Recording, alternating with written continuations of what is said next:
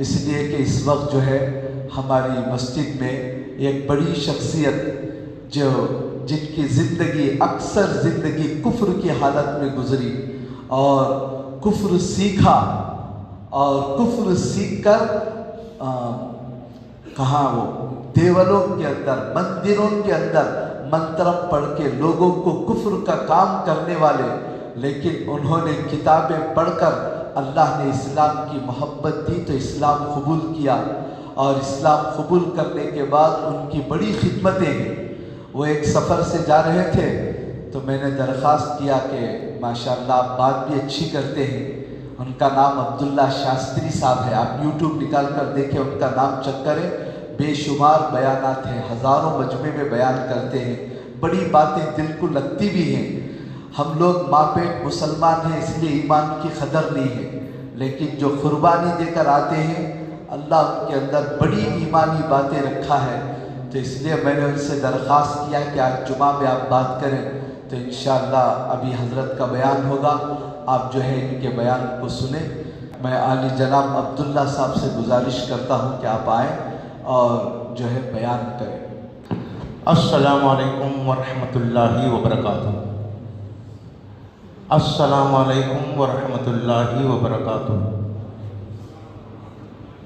अस्सलामु अलैकुम वरहमतुल्लाहि वबरकातुहू। बोलो। సలాం చెప్పడం సున్నత్ అయితే జవాబు ఇవ్వడం వాజిబ్. मैं अंदर बोल అంటే కుదరదు. అల్హమ్దులిల్లాహి రబ్బిల్ ఆలమీన్ అస్సలాతు వస్సలాము అలా రసూలిహిల్ కరీం అమ్మా బాద్ ఔజు బిల్లాహి మినష్ షైతానిర్ రజీమ్ బిస్మిల్లాహిర్ రహ్మానిర్ రహీం. ఓ అల్లాహ్, శాపగ్రస్తమైన సైతాను మార్గము నుంచి మాకు రక్షణను విముక్తిని ప్రసాదించు. అల్లా, నువ్వు అనంత దయగలవాడు, అపార కృపాశీలు. సోదరులారా, ముఖ్యంగా అల్లాహ్ సుబ్హానహు వ తఆలా మమ్మల్ని అందరినీ చెప్పేదానికంటే వినేదానికంటే ఆచరించడంలో ప్రాముఖ్యతను ప్రసాదించుగాక. ఆమీన్. బరు తెలుగు అర్థం కాదు. మరియు ఇహ పర లోకాల్లో అల్లాహ్ మాకు సాఫల్యాన్ని ప్రసాదించుగాక. సోదరులారా, ఈ దినం సుదినం, శుభదినం, పర్వదినం, పండగ దినం, అదే జుమ్మాది. జుమ్మా సంవత్సరానికి ఒక పండగ రావడం సహజం. నెలకు 4 పండగలు రావడం మన అదృష్టం. అదే జుమ్మా పండగ. జుమ్మా రోజును సెలవు దినంగా ప్రకటించండి అన్నారు అల్లాహ్ కే రసూల్ సల్లల్లాహు अलैहि वसल्लम. अभी जुम्मा में भी ड्यूटी बयान हो गया तो जब नमाज पे जाते हैं. శుక్రవారం ముస్లింలకు సెలవు, శనివారం యూదులకు సెలవు, ఆదివారం క్రైస్తవులకు సెలవు. ఇది గుర్తుపెట్టుకోండి. జుమ్మా ఇబాదత్ కా దిన్ హై. ఓకే, ఇవన్నీ మొదలు చెప్తాను. అల్హమ్దులిల్లా, అల్లాహ్ సుబ్హానహు వ తఆలా మమ్మల్ని అందరినీ విశ్వాసంలో విశ్వాసులుగా గుర్తించాడు. ఈ సృష్టిలో మొట్టమొదట ఆది మానవుడు, మొదటి ప్రవక్త హజరత్ ఆదం అలైహిస్సలాతు సలాం నుంచి మొదలుపెట్టుకొని చివరి ప్రవక్త, అంతిమ ప్రవక్త, జగత్ ప్రవక్త, ప్రవక్తలకి మార్గదర్శకమైన ప్రవక్త, సంఘ సంస్కర్త, దీన జనోద్ధారకుడు, పేదల పాలిట పెన్నిధి, కలియుగ వైతాళికుడు, మానవ మహనీయులు ముహమ్మదుర్ రసూలుల్లాహ్ సల్లల్లాహు అలైహి వసల్లం గారి వరకు ఇంచుమించు 1,24,000 మంది ప్రవక్తలు వచ్చారు. ప్రతి ప్రవక్త మాట లా ఇలాహ ఇల్లల్లాహ్, లేరు అల్లాహకు సాటి మరెవరు, అల్లాహకు సాటి ఎవరు లేరు. అల్లాహకు సాటి పెట్టినా, అల్లాహకు భాగస్వామ్యం చేసినా, అల్లాహకు రికమెండేషన్ చేసినా అల్లాహ్ ఒప్పుకోడు. ఇది మాకంటే మీకే బాగా తెలియాలి ఈ విషయాలు. ఇస్లాం అంటే కేవలం అందుకే అన్నారు అస్సలాము అలైకుం రహమతుల్లాహి వబరకాతుహు. అల్లాహ్ సుబ్హానహు వ తఆలా మీ మీద శాంతిని, కరుణను, శుభాలను కురిపించుగాక. ధర్మం. ఓకేనా? లోక సమస్త సుఖినో భవంతు. లోకములో ఉండే సమస్త జనాలు సుఖశాంతులతో వర్ధిల్లాలి. కులం లేదు, మతం లేదు, వర్ణం లేదు, వర్గం లేదు, రంగు లేదు, హంగు లేదు, పొంగు లేదు, కేవలం ధర్మం. అదే ఇంకా శాస్త్రం, భూ దిగంతముల వాసులారా నా వైపు చూసి రక్షణ పొందండి. ఎవరైనా సృష్టికర్త ఒక్కడే. Islam one of the connectivity, Islam one of the humanity, Islam one of the utility, Islam one of the discipline, Islam one of the duty, Islam one of the devotion, Islam one of the opportunity. ISLAM Islam 5 ఫజర్, జోహర్, అసర్, మగ్రిబ్, ఇషా. I means me, S అంటే surrender, L అంటే law, L అంటే law. I means me, S అంటే surrender, L అంటే లా, ఏ అంటే అల్లా, ఎం అంటే మహమ్మద్ రసూలుల్లాహ్ సల్లల్లాహు. I surrender to the law of Allah and Muhammad Rasulullah sallallahu alaihi wasallam. నేను అల్లా మరియు రసూలుల్లా సల్లల్లాహు అలైహి వసల్లం గారు చేసిన చట్టాలకు లొంగిపోతున్నాను. అందుకే అన్నారు ఇస్లాం వన్ ఆఫ్ ది హ్యూమానిటీ, ఇస్లాం ఒక మానవత్వం, ఇస్లాం వన్ ఆఫ్ ది ఆపర్చునిటీ, ఇస్లాం ఒక అవకాశం, ఇస్లాం వన్ ఆఫ్ ది కనెక్టివిటీ, ఇస్లాం ఒకరికొకరిని అనుసంధానం గాంచినది, ఇస్లాం వన్ ఆఫ్ ది యూటిలిటీ, ఇస్లాం ఒక ప్రయోజనకారి, ఇస్లాం వన్ ఆఫ్ ది డిసిప్లిన్, ఇస్లాం ఒక క్రమశిక్షణ, ఇస్లాం వన్ ఆఫ్ ది డ్యూటీ, ఇస్లాం ఒక బాధ్యత, ఇస్లాం వన్ ఆఫ్ ది డివోషన్, ఇస్లాం ఒక భక్తి.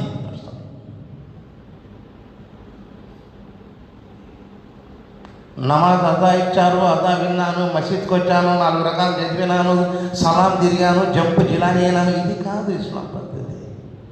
కొంతమంది చూస్తుంటాం సలాం తిరగడమే లేటు. అబ్బబ్బబ్బబ్బబ్బబ్బా, వీళ్ళ కోసం కలెక్టర్ ఉంటాడు బయట, వీళ్ళు సంతకం చేస్తే అతను డ్యూటీకి పోతారు.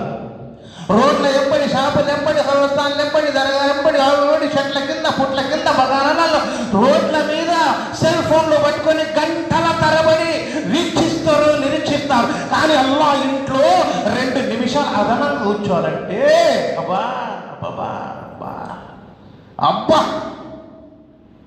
ఏమి సార్? వినాశకాలే విపరీత బుద్ధి, భూకాలం దాపురించినప్పుడు అతి తెలివితేటలు పుడతాయి. అందుకే అష్హదు అల్లా ఇలాహ ఇల్లల్లాహు అష్హదు అన్న ముహమ్మదన్ అబ్దుహు రసూలుహు, నేను సాక్ష్యమిస్తున్నాను అల్లా ఒకటేనని, నేను సాక్ష్యమిస్తున్నాను ముహమ్మదు రసూలుల్లాహ్ సల్లల్లాహు అలైహి వసల్లం గారు అల్లా యొక్క ప్రియమైన ప్రవక్త అని సాక్ష్యం. ఇంకా నమాజ్ ఈమాన్ వచ్చిందా? టైం కొంచెం ఉంది కాబట్టి కొంచెం తగ్గించుకొని మాట్లాడు.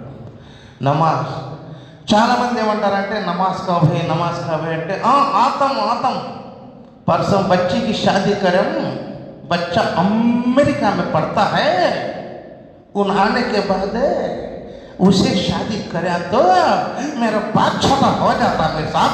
जब आता हम लोग क्या समझने को अब्बा ఈయన రాకపోతే అల్లా ఏడుస్తున్నాడు. ఇక్కడ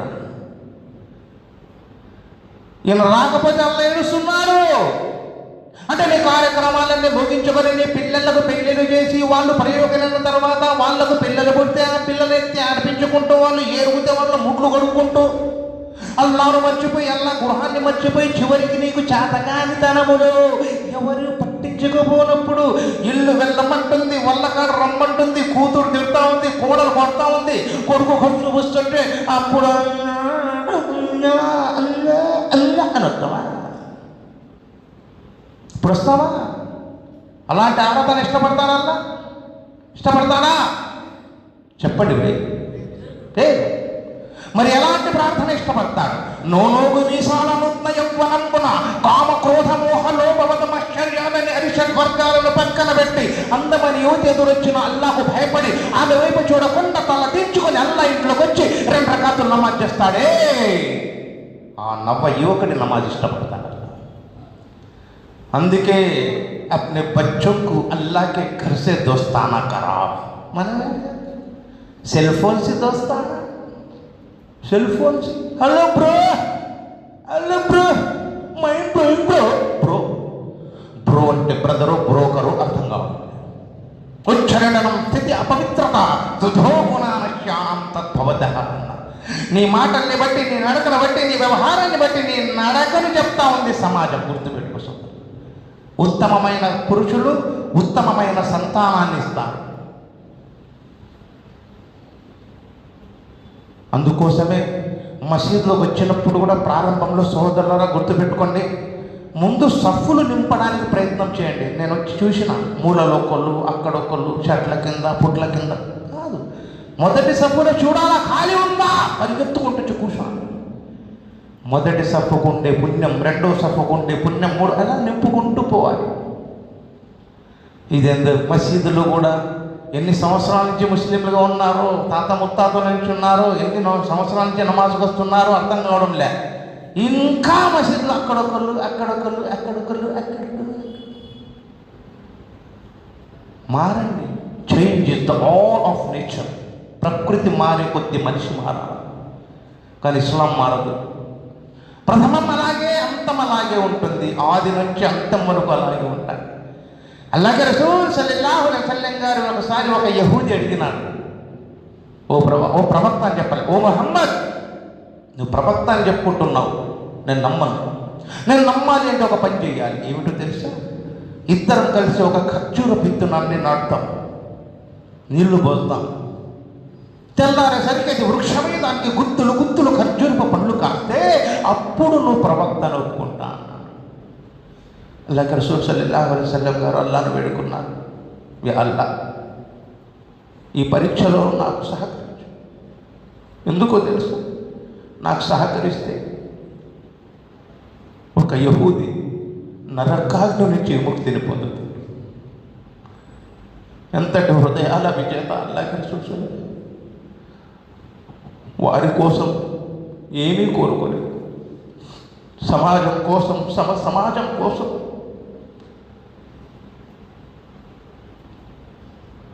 ఇద్దరు కలిసినారు, విత్తనం నాటినారు, నీళ్లు పోసినారు, వెళ్ళిపోయినారు. అర్ధరాత్రి సమయమైంది. యహూదీకి భయం వచ్చింది, కంగారు పడుతున్నాడు, భయపడుతున్నాడు.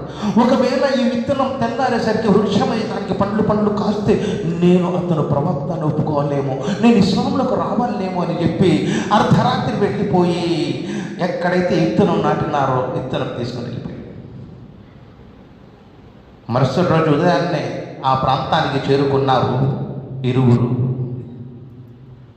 అక్కడ ఒక దృశ్యాన్ని చూశారు. అల్లాహ్ రసూల్ సల్లల్లాహు అలైహి వసల్లం గారు అల్లాహ్ను కృతజ్ఞతాభావంగా వేడుకుంటున్నారు.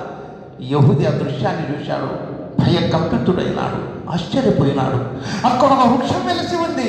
ఆ వృక్షానికి గుత్తులు గుత్తులు ఖర్జూరపు పండ్లు కాసి ఉన్నాయి. దగ్గరికి వెళ్ళాడు, ఒక ఖర్జూరపు పండుని తీసుకొని నోట్లో కొరికినాడు, దాంట్లో విత్తనం లేదు. అప్పుడు అడిగినారు యహూది, ఏ ముహమ్మద్, ఇత్తునాలు లేని ఖర్జూరపు పండు ఎందయ్యా అంటే అల్లాహ్ రసూల్ సల్లల్లాహు అలైహి వసల్లం గారు అంటున్నారు, ఓ యహూది, రాత్రి వచ్చి నువ్వు ఇత్తునం తీసుకెళ్ళావు కదా, అందుకే అల్లాహ్ సుబ్హానహు వ తఆలా నన్ను గెలిపించడానికి ఇత్తునాలు లేని ఖర్జూరపు పండ్లను సృష్టించాడయ్యా అన్న.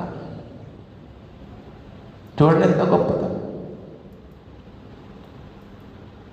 అందుకే నమాజులు ఎప్పుడు స్థిరపరచాలి. అందుకే నేను ప్రతి బ్యాన్లో చెప్తుంటా, మా సాయిబులలో 4 రకాలు ఉంటారు. ఎన్ని రకాలు భయ్? ఎవరు బాధపడగాకండి, ఆలోచించండి, ఆస్వాదించండి, మరియు అనుసరించండి. ఓకేనా? 4 రకాలు ఉంటారు. 4 రకాలుగానే చాలామంది షేక్ సయ్యద్ మొఘల్ పఠాన్ అంటారు. మొదటి రకం వీళ్ళను డైలీ సాయిబులు అంటారు. వీరు ప్రపంచపు చివరి ఎంచునా ఉన్న మారుమూల కుగ్రామంలో ఉన్న సాయిబుల్లాగానే ఉంటారు. ఎందుకంటే వారి ముహమ్మదు రసూలుల్లాహ్ సల్లల్లాహు అలైహి వసల్లం గారి సున్నతైన గడ్డం ఉంటుంది, మరి వారి వేషాధారణ ఇస్లాంని పోలి ఉంటుంది. వారు నమాజులు స్థిరపరుస్తారు, మరి అల్లాహ్కు భయపడి జీవితాన్ని గడుపుతారు, మరి వారి సంతానానికి మసీదు వైపుకు మళ్ళిస్తారు. వీరి గురించి ఎక్కువ చెప్పాల్సిన అవసరం లేదు. రెండవ రకం ఉంటారు, మోస్ట్ ఇంపార్టెంట్ పర్సన్స్. వీళ్ళను జుమ్మా సాయిబులు అంటారు. వీళ్ళు కరెక్ట్ జుమ్మా రోజు అది లేట్గా వస్తారు, ఫాస్ట్గా పోతారు. సిగ్గు లేని సినిమాకైతే గంట ముందు పోతారు, అల్లా ఇంటికి అరగంట ఆలస్యంగా వస్తారు. సినిమా తొందరగా అయిపోతే జబీచవే కారే అంటారు. మసీద్లో బయాన్ లేట్ అయితే అభి హోగాని కానీ మౌలానా అంటారు. ఇంకా మూడో రకం, వీళ్ళు 11 నెలలు ఎవరు వెళ్ళిపోతుంది. 12 రాగానే బుస్ చల్లేసి కూర్చుంటారు. వీళ్ళలో రంజాన్ సాయిబులు అంటారు. ఫజర్ జొహర్ మగరిబ్, ఫజర్ జొహర్ అసర్ మగరిబ్, మాషల్లా సుభానల్లా. సైరీలు, ఇఫ్తార్లు, విందులు, వినోదాలు, పులకింతలు, గిలిగింతలు, అప్పగింతలు, అప్పడాలు, పప్పడాలు, సప్పడాలు. మగరిబ్ వరకు భలే ఉంటారు. మగరిబ్ వస్తుంది, ఇఫ్తార్ చేస్తారు, ఇంటికి వెళ్తారు, టోపీ తీసి గుట్లో పడేస్తారు. పక్కన సాటి అడుగుతారు, అరే భయ్ రంజాన్ మే తరావే పడినావు భయ్ అంటే, ఏ రంజాన్ మే రోజా రతం బోలాం పనికి తరావే పడతాం బోలాం అరే అంటాడు. నాలుగో రకం వీళ్ళను జనాజా సాహిబులు అంట.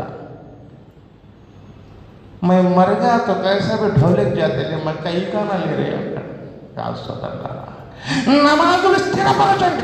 ప్రళయం భాగితం తద్భవతి భూషితః యదస్కంధ భుజస్కంధః అర్ధచంద్రాకార వృత్తాస్యః సాష్టాంగ దండ ప్రమాణస్యః యోగాతీతం అస్యః.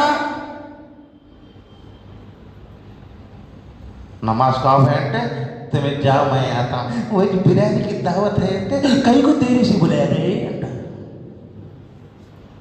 వద్దు సోదరులారా,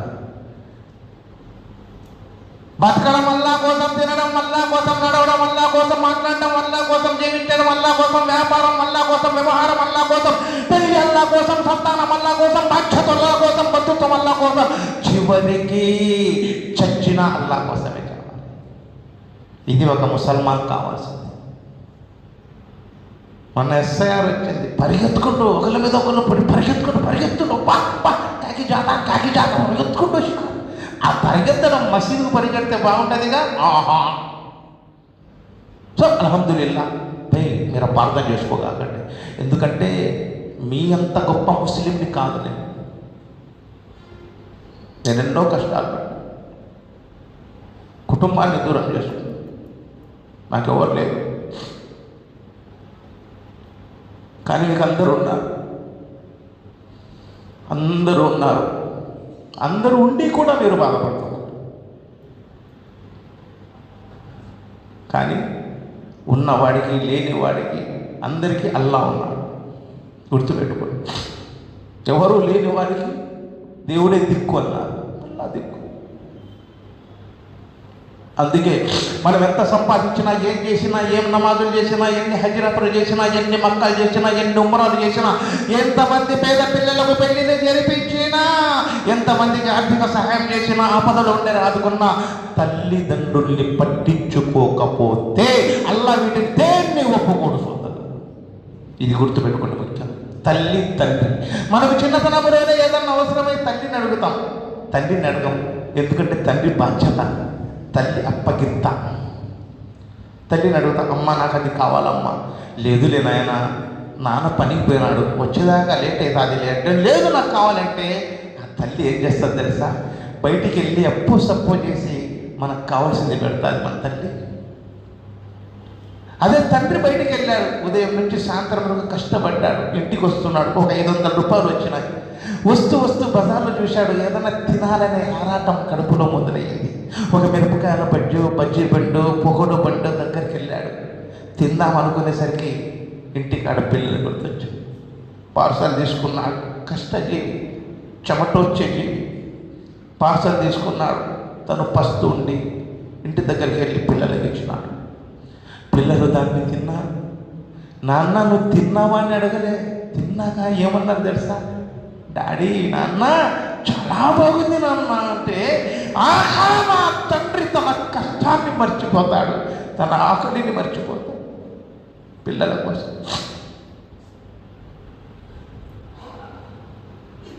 మమ్మల్ని ప్రయోజకుల్ని చేయడానికి కష్టపడతారు, నష్టపోతారు.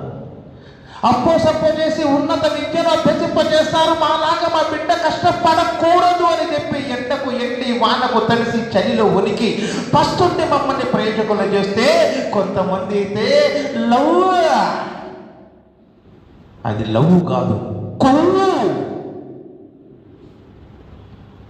నీకోసం నీ తల్లి తండ్రి కష్టపడి నిన్ను ఉపయోగించి నీకు గుండెల్లో పెట్టుకొని పెడితే, చివరికి ప్రేమ అనే ఒక 2 అక్షరాలతో నీ తల్లిదండ్రులకు మనస్తాపం చెందింపజేసావే, నీకు అల్లా క్షమిస్తారా చెప్పు? ఈ రోజుకైనా మనం ఇంతమంది మంది ఉన్నాం, మేము చేస్తున్నాం. ఏ రోజైనా ముసలి తల్లిదండ్రుల మధ్యలో కూర్చొని ఇద్దరి భుజాల మీద చేతులు వేసి ఎలాగున్నావమ్మా, ఎలాగున్నావు నాన్న అని అడిగినామా సార్? పెద్ద పెద్ద ప్రసంగాలు చేస్తాం, పెద్ద పెద్ద ప్రవచనాలు పలుకుతాం. తల్లిదండ్రి మధ్యలో కూర్చొని భుజాలేసి నాన్న అమ్మ ఎలాగున్నారు. అమ్మ పడుకొని ఉంటే కాళ్ళ దగ్గర కూర్చొని అమ్మా మా కోసం ఎంతో కష్టపడ్డావు, నీ కాళ్ళు నొప్పులు పుట్టినాయి, ఇప్పుడు ఏమొద్దమ్మా మేము చూసుకుంటామని ఆ తల్లి పాదాల దగ్గర కూర్చొని కాళ్ళ దగ్గర కూర్చొని ఒక్క 5 నిమిషాలు సేవ చేశామా సార్? తండ్రి ముందు కూర్చొని తండ్రి చేతులు మన చేతుల్లోకి తీసుకుని చేతులెత్తుతూ నాన్న మన కోసం ఎంత కష్టపడ్డావు, ఏళ్ళు ఎంత కష్టపడ్డాయి, మీ వాళ్ళు ఎలా ఉండేవారు, నీ స్నేహితులు ఎలా ఉండేవారు అని తనలో చేయబెట్టి కాస్త మసాజ్ చేస్తూ తండ్రిని సుఖపెట్టామా సార్? లేదు, బిజీ. ఆదివారం వస్తే పార్కులు, సినిమాలు, బంధువుల ఇళ్ళకు పోవడాలు, బైక్ మీద కూర్చోబెట్టుకొని పోతూ ఏమంటారు తెలుసా? అత్తమ్మా మేము బయటికి వెళ్తున్నాం కానీ మధ్యాహ్నం వండిన అన్నం ఉంది, అది తినేసి మీరు పడుకోండి, మేము బయట హోటల్లో తిని వస్తాం. మాపో మీతో పాటు మీ తల్లిదండ్రులు తీసుకెళ్ళండి. మీ బిడ్డలు పార్కులు ఆడుకుంటుంటే మీ బిడ్డల పక్కన వాళ్ళని కూర్చోబెట్టుకోండి. ఎంత సంతోషపడతారు తెలుసా? ముసలితనంలో వాళ్ళకి కావాల్సింది అదే సార్, మీ ప్రేమ, మీ బాధ్యత, మీ తపన. ఎదురు చూస్తుంటారు, అరే నా బిడ్డ ఈ వయసులో నా కాళ్ళు నొత్తుతున్నా, నేను ఎంత సంతోషపడతాను సార్. ఆలోచించి నేను సేవ చేయడానికి నాకు ఎవరు లేరు, నా తల్లిదండ్రులు లేరు అంటే లేరంటే నా దగ్గర లేరు.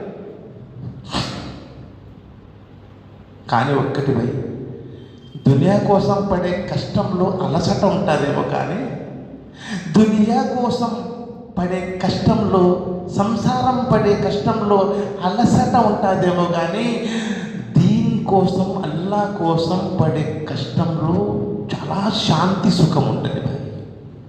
ఇది గుర్తుపెట్టుకోండి.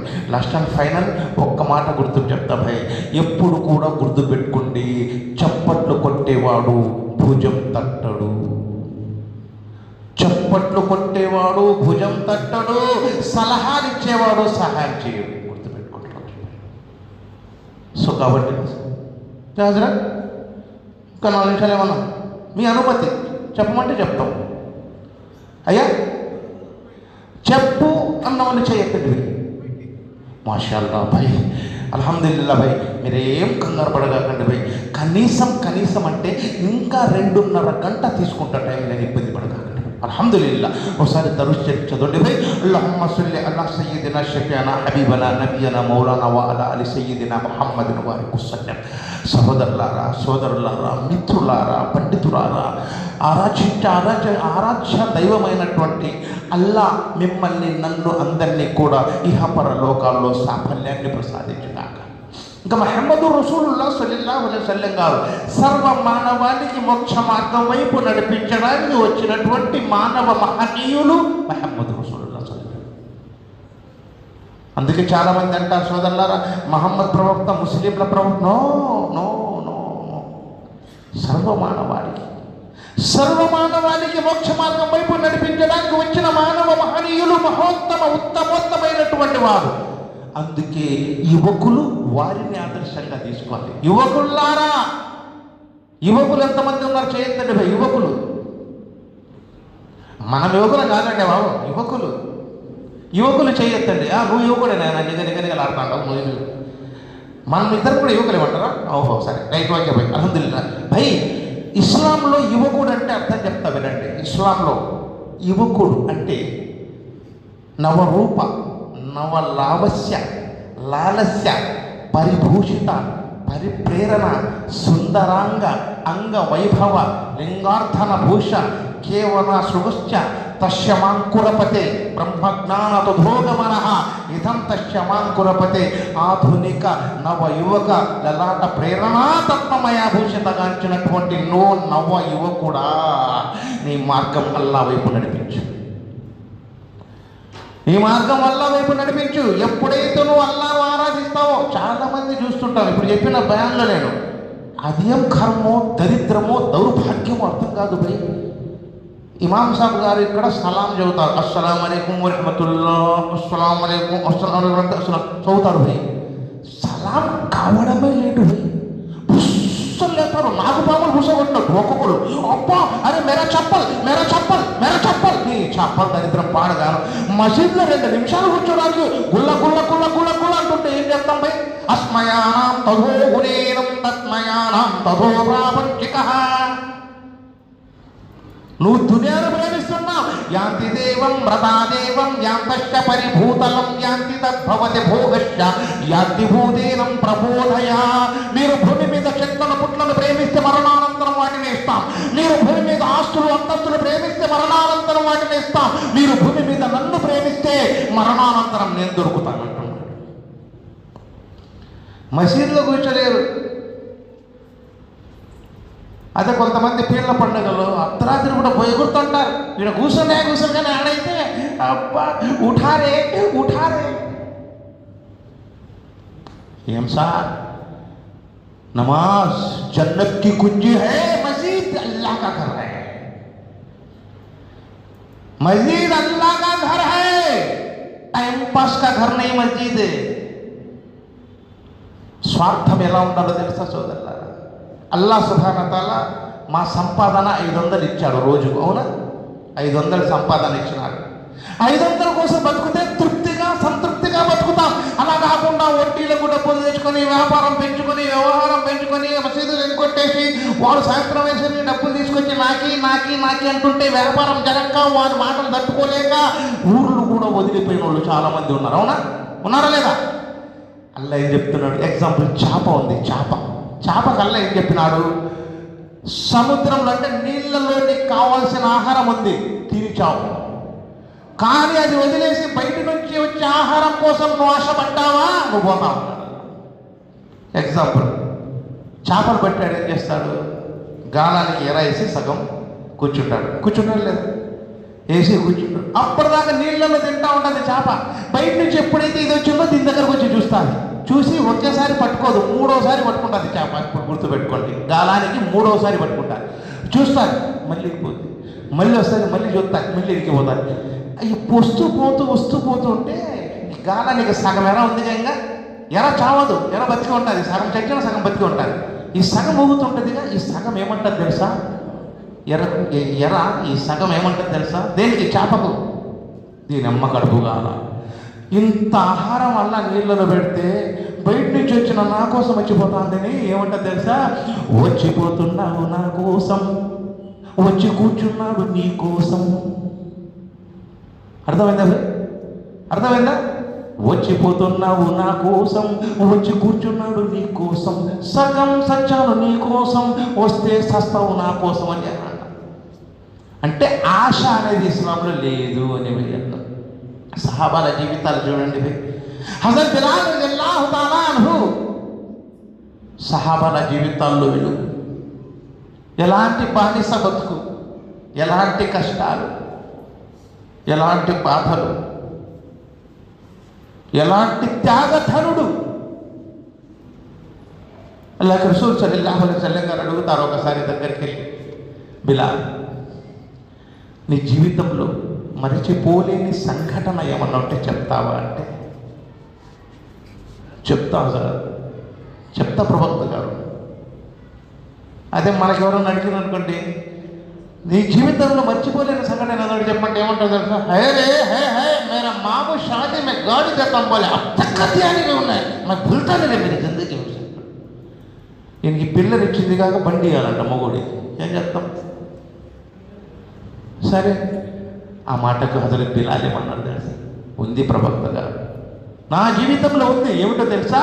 ఆ రోజు నేను విశ్వాసంలోకి వచ్చినప్పుడు శత్రువులు, నా బంధువులు నన్ను పట్టుకొని నా ఒంటి మీద వస్త్రాలు ఊడదీసి, నువ్వు ఇస్లాంలోకి ఎందుకు వెళ్ళినావు, కొత్త మతం ఎందుకు స్వీకరించినావని నన్ను నగ్నంగా తయారు చేసి కొరడా తీసుకొని నా ఒంటి మీద కొడతా ఉంటే, ఆ కొరడా నా శరీరము చుట్టూ తిరిగి కొరడ చివరి భాగం వచ్చి నా శరీరానికి తాకినప్పుడు, తాకిన స్థలంలో నుంచి మాంసపు ముక్క ఊడిపోతుంటే, ఆ నొప్పిని ఆ బాధను భరించలేక అల్లా గొప్పవాడు అని నేను కేక వేసినప్పుడు అలా దెబ్బలు తగిలిన నా శరీరాన్ని సలసల కాగే ఇసుక మీద పండబెట్టి నా మీద సలసల కాగే బండరాయి పెట్టినప్పుడు కింద మంట పైన మంట తట్టుకోలేక నా దేహం విలవిలలాడుతుంటే ఆ బాధను భరించలేక అదే అలా గొప్పవాడు అని నేను కేక వేసినప్పుడు అది నా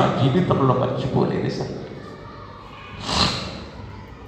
ఏం బిలాల్, అహద్, అల్లా గొప్పవాడు అనకుండా ఉంటే నిన్ను కొట్టేవాళ్ళు కాదుగా అంటే హజరత్ బిలాల్ అంటారు తెలుసా, ఏం ప్రవక్త ఆ మాట మాట్లాడతారు? ఒక దిర్హం పెట్టి ఒక మంది కుండను కొంటే కాలిందా లేదా అని నలువైపున టక్క టక్క టక్క కొట్టి చూస్తామే. అలాంటిది మోక్షాన్ని ప్రసాదించే మోక్ష ప్రదాత అల్లా మమ్మల్ని అంత మాత్రం పరీక్షించడా? ఇది సహాబాల విశ్వాసం, ఇది సహాబాల ఈమాన్, ఇది సహాబాల పటుత్వం, ఇది సహాబాల ఏకత్వం, ఇది సహాబాల గాంభీర్యం. ఆకలిని దప్పికను తట్టుకొని అల్లాహ్ కోసం నిలబడి దునియాలోనూ ఆఖిరత్లోనూ సాఫల్యాన్ని పొందిన మహానుభావులు సహాబాల రలియల్లాహు తఆలా. మనం కష్టం వస్తే బయట ఎవరైనా తిడితే ఇంట్లో వెళ్ళి భార్య చెప్తాం, అయ్యే ఉన్మె కూడా కాలేదు అంటాం, అంటాం. అల్లాహ్ రసూల్ సల్లల్లాహు అలైహి వసల్లం గారికి సహాబా రలియల్లాహు తఆలా అడిగినారు, అల్లాహ్ రసూల్ బయట ఎన్నో సప్తమతాలు ఎత్తుంటారు కదా, ఇంట్లో ఎందుకు చెప్పారంటే అల్లాహ్ రసూల్ ఏమన్నారు తెలుసా? ఓ సహాబీ రలియల్లాహు తఆలా అనులారా, భార్య అంటే మాలో సగభాగం. మా పడ్డ బాధ వెళ్ళి భార్యకు చెప్తే ఆమె మా బాధను మా కష్టాన్ని తట్టుకోలేక కన్నీరు కారుస్తే ఆ పాపానికి మేమే పంచులమన్నా. ఇది సార్ ప్రవక్త గారి. అందుకే సహోదరులారా, అల్లాహ్ కోసం దువా చేయండి, నమాజులు స్థిరపరచండి. స్థిరపరుద్దామా? ఇన్షాల్లా సలాం తిరంగానే పారిపోదామా అన్న విషయం తెలియదు, అస్సలు లేపరక. సరే, అల్లాహ్ సుబ్హానహు వ తఆలా మీకు నాకు అందరికీ కూడా చెప్పేదానికంటే వినేదానికంటే సాఫల్యం, చెప్పేదానికంటే వినేదానికంటే అంటే అల్లా మాకు అనుగ్రహాన్ని ప్రసాదించుగాక, మరియు ఇహపర లోకాల్లో అల్లా సాఫల్యాన్ని ప్రసాదించుగాక. మీరు నా గురించి దువా చేయండి, నాకు హెల్త్ బాగలేదు. అల్లా కోసం మీరు నేనందరం కూడా ఇక్కడ కాకపోయినా అక్కడ కలవాలి. నా కుటుంబం నా నుంచి దూరంగా ఉన్నా అక్కడ నాతో దగ్గర ఉండాలి. సరేనా? చేద్దాం ఇన్షాల్లా. సున్నత్తు చదవని వాళ్ళు ఎవరు